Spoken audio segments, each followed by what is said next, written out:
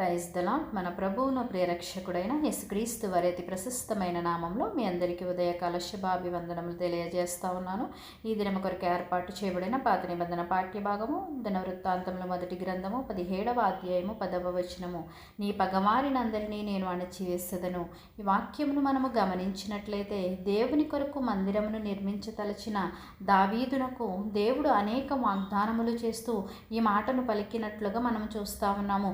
నా ప్రియ సహోదరులారా, నీవు దేవుని దృష్టికి మంచివానిగా నీవు జీవించినట్లయితే ఆయన నీ పగవారినందరినీ అణచివేస్తానని, నిన్ను ప్రేమించేవారిగా, నిన్ను ఆశీర్వదించేవారిగా, నీకు సహాయము చేసేవారిగా వారిని మారుస్తానని దేవుడి వాక్యము ద్వారా మాట్లాడుతూ ఉన్నాడు. నా ప్రియ సహోదరులారా, నీ పగవారు అణచివేయబడాలంటే మొదటిగా నీవు నీ పగవారిని క్షమించేవారిగా ఉండాలి.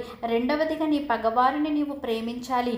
మూడవదిగా నీ పగవారిని నీవు ఆదుకోవాలి. ఎప్పుడైతే నీవు నీ పగవారిని నీవు క్షమిస్తావో, వారిని ప్రేమిస్తావో, వారిని ఆదుకుంటావో, దేవుడు నీ పగవారినందరినీ కూడా అణచివేసి నిన్ను ప్రేమించేవారిగా, నిన్ను ఆశీర్వదించేవారిగా, నీ సహాయము చేసేవారిగా మారుస్తానని ఒక వాక్యము ద్వారా మాట్లాడుతూ ఉన్నారు. నీకు అపకారము చేసినప్పటికీ కూడా నీ వారిని క్షమించగలిగితే కనుక, అట్టి మనస్సును నీవు కలిగి జీవించగలిగితే దేవుడు నీకు వారందరినీ కూడా మిత్రులుగా మారుస్తానని ఒక వాక్యము ద్వారా మాట్లాడుతూ ఉన్నాడు.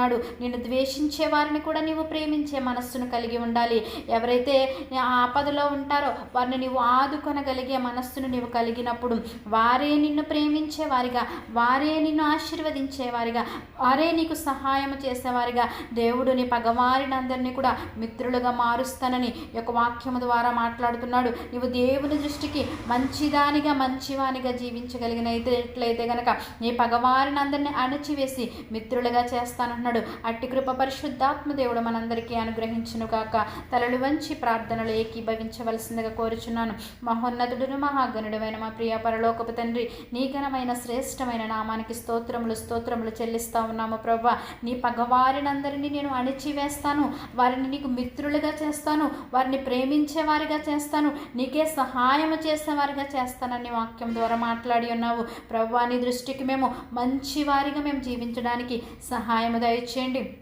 ఎందు భయభక్తులు కలిగి జీవించినట్లు ప్రభా నీ కృపను దయచేయండి. నువ్వు ఏ విధమైతే ప్రేమనైతే చూపించున్నావు తండ్రి, ఆ విధమైన ప్రేమను మేము ఇతరుల పట్ల, మా పగవారి పట్ల మేము కలిగి జీవించడానికి, వారి కొరకు మేము ప్రార్థించేవారిగా ఉండడానికి సహాయం దయచేయమని యేసు అతి పరిశుద్ధ నామములో అడిగి వేడుకొనుచున్నాము తండ్రి. ఆమేన్.